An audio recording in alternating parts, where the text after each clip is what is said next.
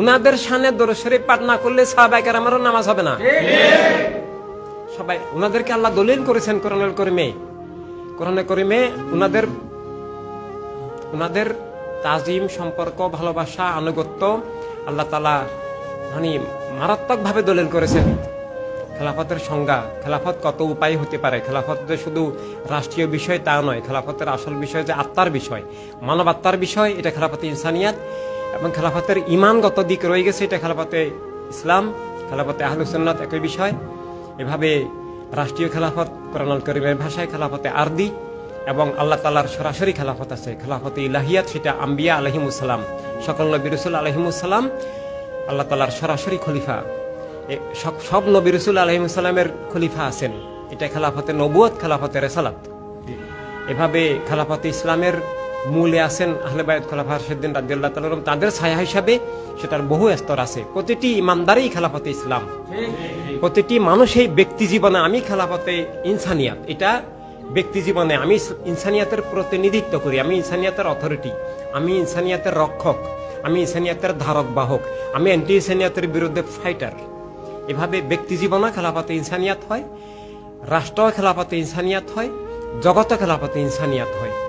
এটা ব্যক্তি জীবনকে দিয়ে হয়, সব মানুষকে দিয়ে হয়। মানবমণ্ডলীগত একটা খেলাফতে ইনসানিয়াতের অধ্যায় আছে, সেটার অনেক দিক, রাষ্ট্রগত অধ্যায়, বিশ্বগত অধ্যায়, ব্যক্তিগত অধ্যায়, এবং খেলাফতে ইনসানিয়াতের আরো অনেক দিক রয়ে গেছে।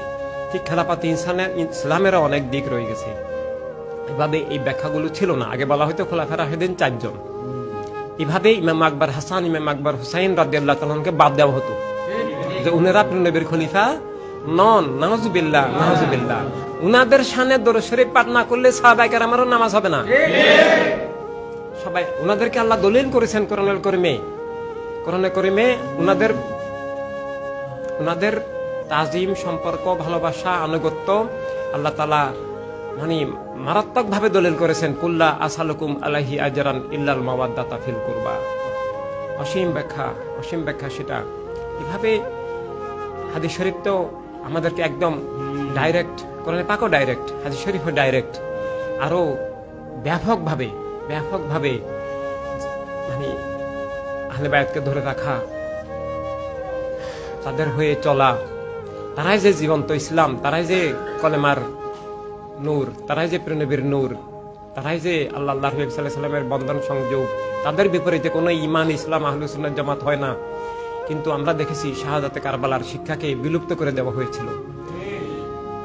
মুলকিয়াতকে কবুল করে শাহাদাতে কারবালা হয় না, বস্তুবাদকে কবুল করে শাহাদাতে কারবালা হয় না, ইসলামকে অরাজনৈতিক বলে শাহাদাতে কারবালার সাথে বেঈমানি হয়।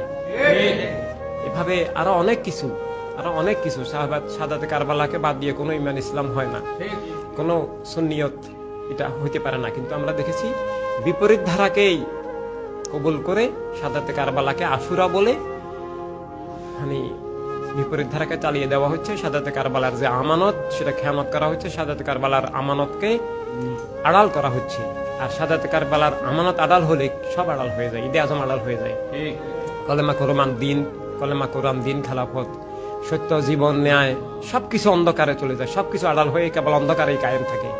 শাহাদাতে কারবালা কিয়ামত পর্যন্ত সেই ইসলামের চির মহান অসীম মিনার, কলেমার মহা আলোক স্তম্ভ, কলেমার বাতিঘর, যা ছাড়া কোনো অস্তিত্ব সম্ভব নয়।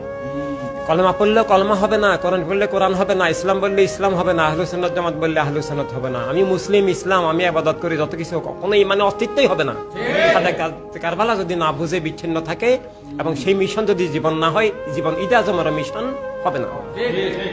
এভাবে ওয়ার্ল্ড সুন্নি মুভমেন্ট, ওয়ার্ল্ড হিউম্যানিটি রিভলিউশন, সুন্নি আন্দোলন, ইসলামী বিপ্লবের ইমামতের মাধ্যমে এবং এভাবে আউলিয়া কেরামের দোয়ায় শাহাদাতে কারবালার মিশন আসলো। আল্লাহ তাআলার নামে যে জীবন হতে হবে, না হলে ইমানদার দূরের কথা মানুষই হবে না। রাসালাতের আলোকে জীবন হতে হবে, ইমানদার তো দূরের কথা মানব জীবনেই সম্ভব নয়।